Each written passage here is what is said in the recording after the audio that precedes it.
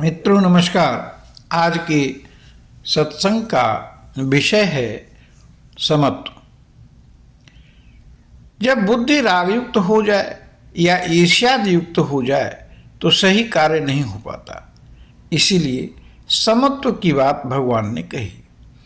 इसी को अंग्रेजी में अनबायस्ड होना कहते हैं। कोई भी निर्णय उचित होगा जब हम अनबायस्ड रहेंगे।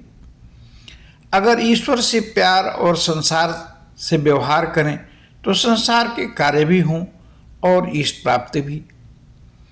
ऐसा नहीं कि ये हो नहीं सकता। कई उदाहरण हैं। गोपियों को ही ले, वे ज्ञानी नहीं हैं, विद्वान भी नहीं हैं, पर भगवान को वे अतिशय प्रिय हैं।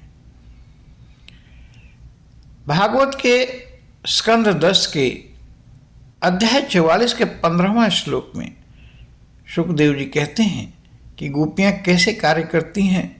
गायों को धोते वक्त, उन्हें चारा देते वक्त, दही मथते वक्त, बच्चों की, पतियों की, बड़े बुजुर्गों की सेवा के समय, स्नान या घर को लीपते समय वे श्री गोविंद के प्रेम से सनी अनुरक्त होकर प्रेमाश्रु के साथ गायन करती हैं, भगवान के गुणगान का गान करती हैं। सुखदेव जी कहते हैं धन्य है वे।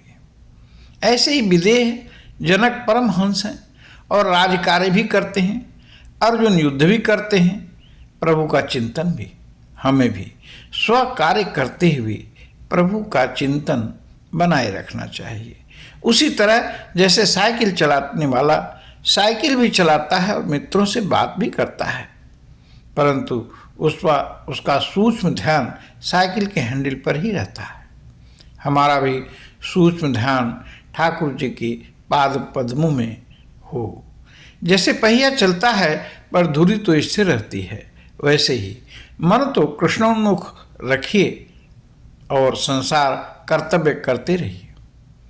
कोई ये कह सकता है कि ऐसा करने से, प्रभु चिंतन बढ़ जाने से संसार का काम नहीं हो सकता, पर ये होना मुश्किल नहीं है। और अगर हो जाता है तो चिंता न करें, आपने एक ईश्वर को तो पा ही गए। संसार के कार्य तो आज नहीं तो कल छूट नहीं है। कर्मयोग को इस प्रकार प्रैक्टिकल करना चाहिए और इसके लिए आवश्यकता है अनन्यता और रूप ध्यान की। तो हम अपनी वाणी को यहीं विश्राम देते हैं। आइए भगवान का नाम लेते हैं।